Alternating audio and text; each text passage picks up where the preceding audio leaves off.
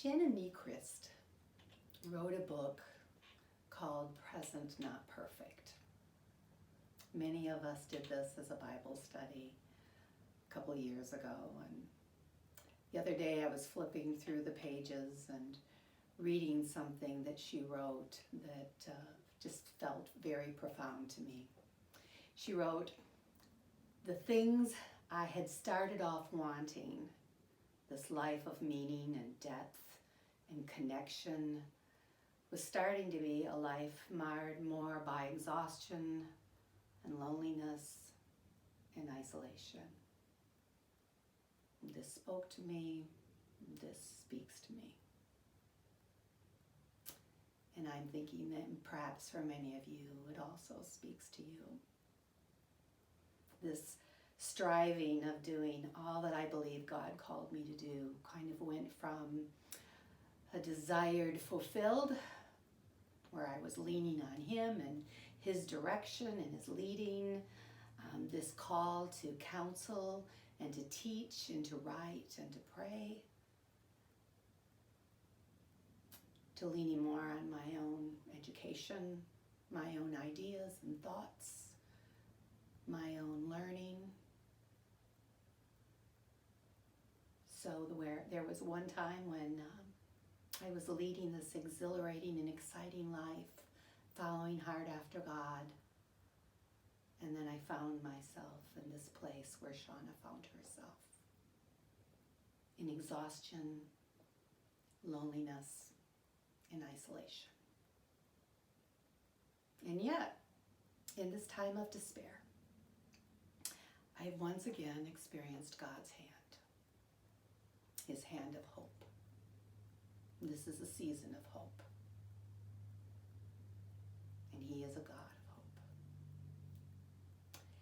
He will never leave us in this dry land, but instead, He uses it as an opportunity for cool streams of vision and open doors in our wilderness, which brings with it new desires, His plan, His love, and His provision, which opens new paths that arise from dead ends.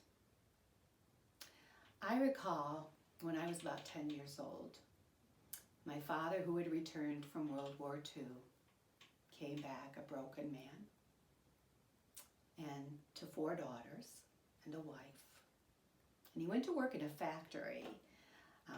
And my sisters and I were together this week, and I was trying to remember the name of that factory, but for the life of me cannot. But I can see it. And he announced to his 4 young daughters that there was to be no Christmas. There was no money. He got laid off. And there would be no Christmas dinner. And there would be no presents. There were no tears, because that's just the way it was when you grew up in poverty. Things happen. And yet, this little girl knew Jesus. My mother, regardless of how broke we were, found the money to send us to a parochial school, which is a Catholic school, where I learned about Jesus. So I knew Him. I talked to Him. I sang to Him. We made up songs together. I laughed with Him, and I cried with Him. And so I took this disappointment to Him as well. And the night before Christmas, my uncle came bearing gifts for under our tree. And we had a Christmas miracle that came from my Christmas Jesus through my beloved Uncle Claude. To this day, I can remember the presents. I can't tell you what and who got me what last year, but I can remember as a 4-year-old exactly what Jesus brought us through my Uncle Claude.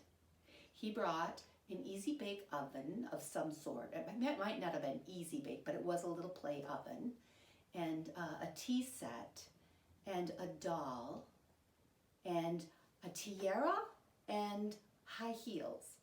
Now I'm not sure which one of those I got, because we each got one, but it was the most incredible Christmas and the most wondrous gifts. There's a scripture from Proverbs 13:12. Hope deferred makes the heart sick, but a desire fulfilled is a tree of life.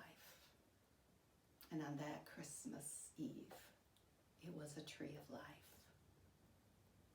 Look among the nations and see, wonder and be astonished. For I am doing a work in your days that you would not believe if I told. This comes from the book of Habakkuk 1:5.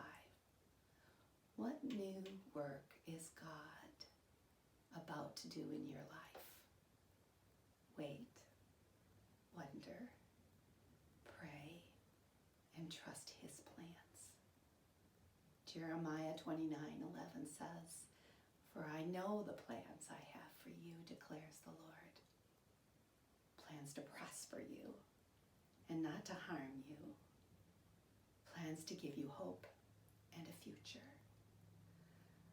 When we find God's desire and lean upon his understanding rather than our own, especially amidst these times of fear and conflict in our nation, and even in many of our hearts and our homes, can come once again